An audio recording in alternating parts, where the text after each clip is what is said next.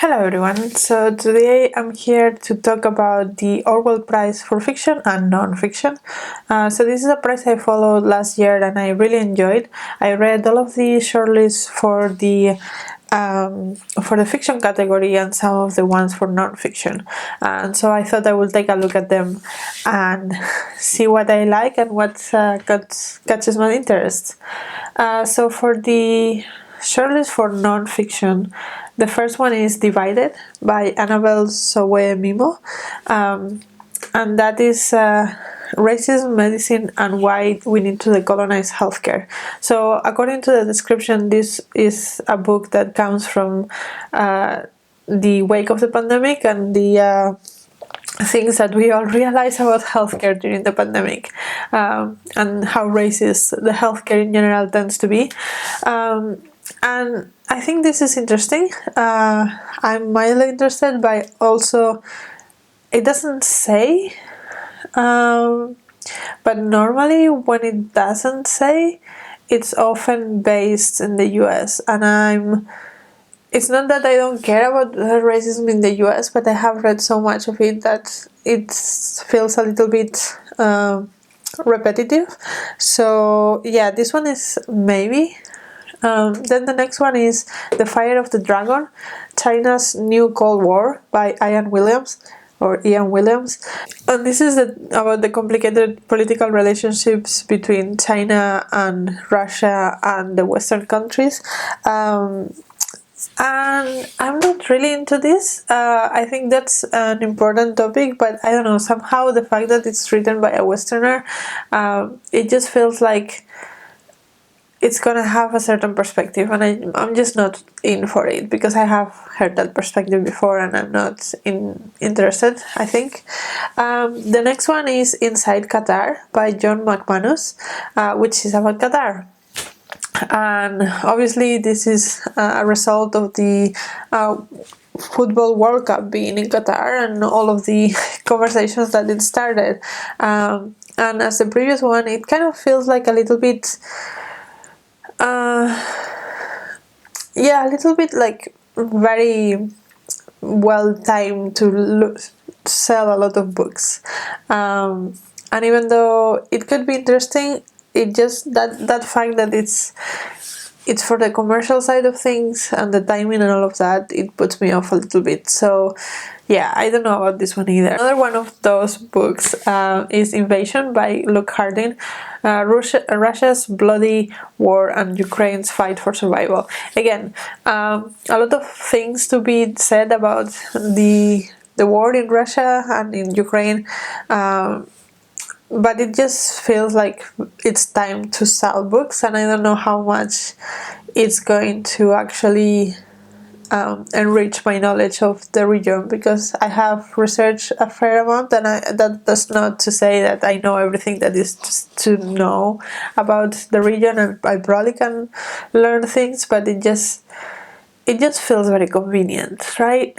The next one is The Last Colony by Phillipe Sands, and as far as I understand, this one is about Mauritius, which was the last British colony.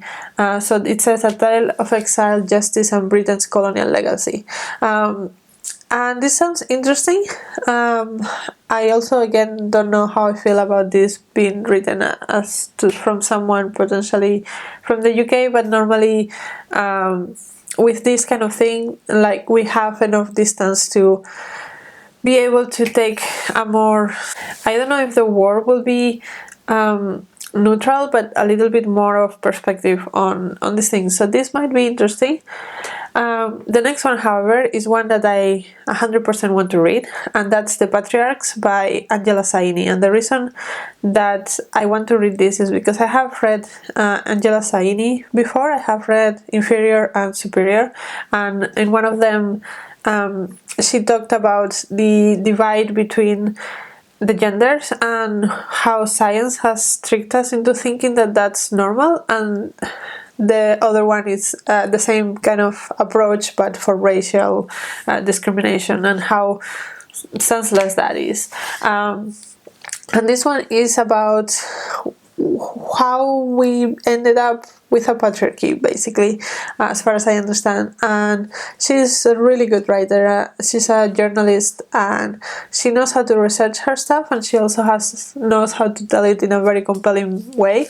So I'm 100% in for this, and I really want to read it. Then the next one is Time to Think by Hannah Burns, and as far as I understand, this is about the gender affirming care that the NHS provides to transgender kids. And from the description and from the title, it seems to be very anti-gender confirming things, like hormone treatments for children and stuff like that. And I just don't think that I want to read about that. Maybe it's good to have a different perspective to be exposed to that, but I just feel like, yeah, like they tend to come from a place that I don't agree with, so I don't know how much I want to read from this. And then the last one is Who Cares by Emily Kenway. And again, this is another one that came from the wake of the pandemic, and it focuses on the caregivers for people that might be disabled or might be at the end of their lives, or all of that, and how little we value them and how they should be valued more, basically. The subtitle says The Hidden Crisis of Caregiving and How We Solve It. The solving part is very daring to say, but I think this is a much more interesting way to talk about the things that we found out about the pandemic. It's something that a lot of us don't really stop and think about, and I think this is something that would be interesting to read about and to learn more about. So this one I'm interested in. So not too much overall that really calls me. I mean, Angela Saini, 100%, and Who Cares, and then maybe the last Colony and maybe Divided, but the rest I'm not really in. I think I will probably read the winner, just because last year the winner was one of my favorite books of all year. It was the fourth time we drowned, so I hope that this time they have the same good taste when choosing the winner. And I hope it's Angela Saini, because she's amazing.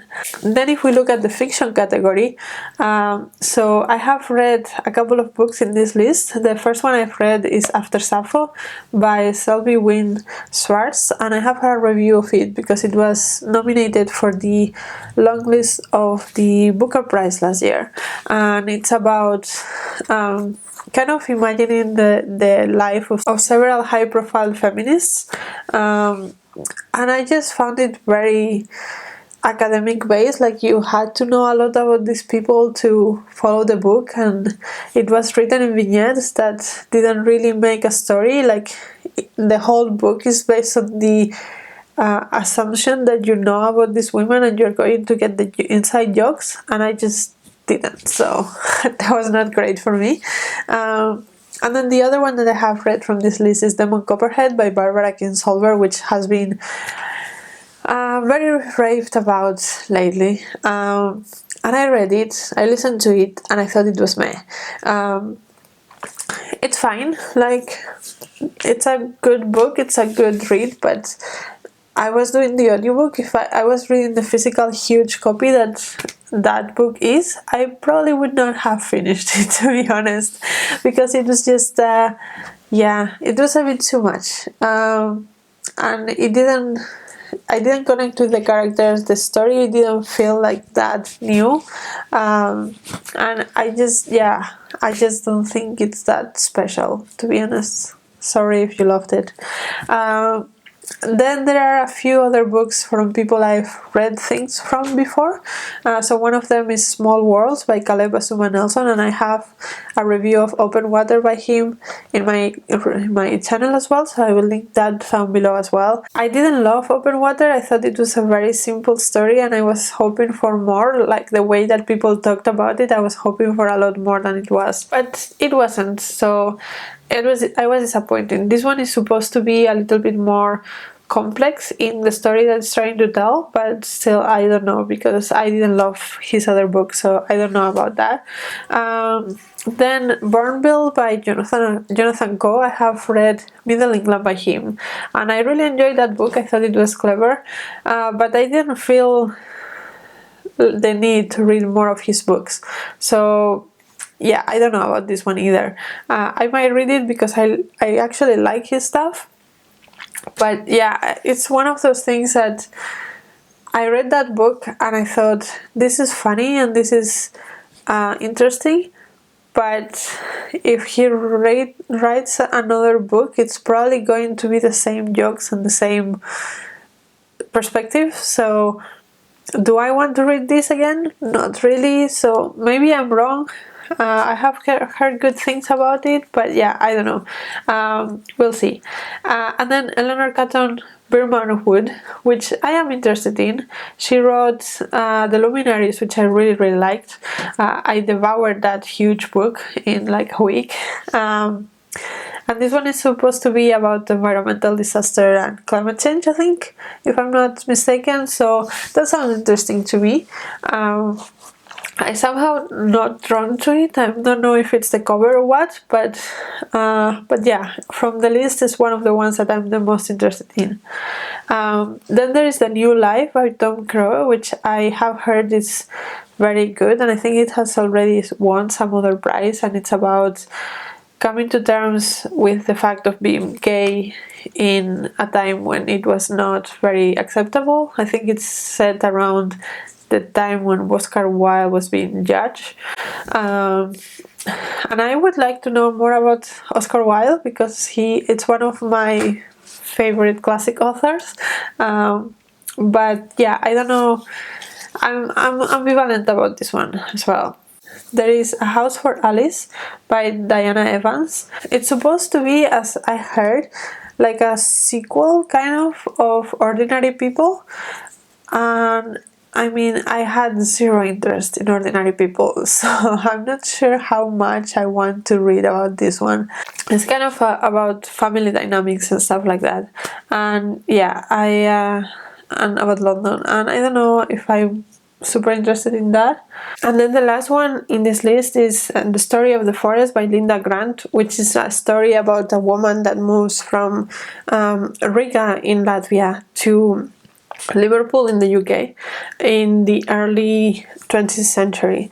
And that sounds interesting enough, but also not like mind-blowing. She has written other things that I was kind of aware of, like The Dark Circle. I think it was in one prize some time ago, and I think the general consensus was that it was fine. So I'm not super drawn to it, but the cover is very pretty, and yeah, I don't know. That's one of those that is like, well, if the library has it, I might read it, but I don't think the library has it, so probably not.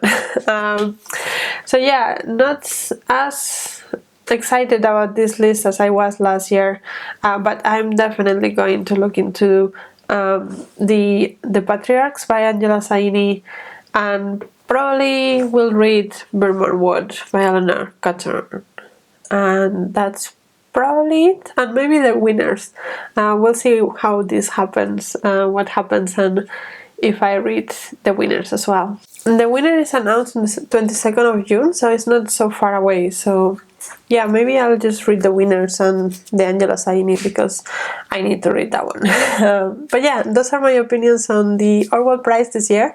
Let me know if you have read any of these books, if you really recommend any of them, and if you also are interested in the Orwell's Prize for fiction and non-fiction.